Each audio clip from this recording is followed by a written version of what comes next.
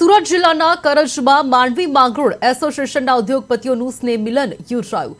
કાર્યક્રમમાં પૂર્વ મંત્રી ગણપતસિંહ વસાવા, કુંવરજી હળપતિ અને રેન્જ આઈજી જી પ્રેમવીરસિંહ હાજર રહ્યા હતા। સુરત જિલ્લામાં આવેલ મસ્ત મોટી જીઆઈડીસીમાં પાણીના નિકાલની સમસ્યાને લઈને ઉદ્યોગપતિઓએ વર્ષોથી વોટર ટ્રીટમેન્ટ પ્લાન્ટની માંગ કરી છે। સરકાર અને નેતાઓની હસ્તક્ષેપથી કરોડો રૂપિયાના ખર્ચે ડ્રેનેજ લાઇનની મંજૂરી મળી છે અને કામ શરૂ થયું છે। ઉદ્યોગપતિઓની આ બેઠકનો ઉદ્દેશ્ય આગામી સમયમાં ઉદ્યોગોને આધુનિક અને સુવિધાસભર બનાવવા માટે સંયુક્ત પ્રયાસ કર્યો છે।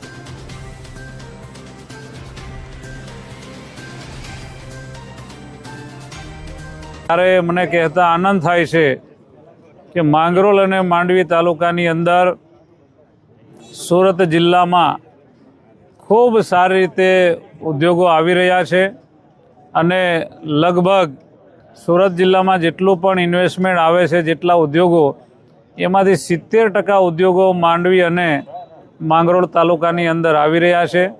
તો આવનારા દિવસોમાં આ આદિવાસી વિસ્તાર હજુ પણ ખૂબ વિકાસ પામે અને વધારેમાં વધારે રોજગારી સ્થાનિક લોકોને પણ પ્રાપ્ત થાય અને આપણું ગુજરાત જે દેશનું ગ્રોથ એન્જિન છે, તો માંગરોળ અને માંડવી તાલુકો એ ગુજરાતનું ગ્રોથ એન્જિન બને એ પ્રકારના પ્રયત્નો અમારા બધાના રહ્યા।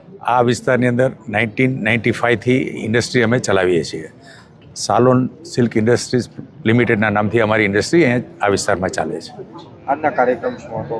આજનો કાર્યક્રમ આ વિસ્તારની અંદર ઘણા સમયથી આ કોઈ સંગઠન નહોતું।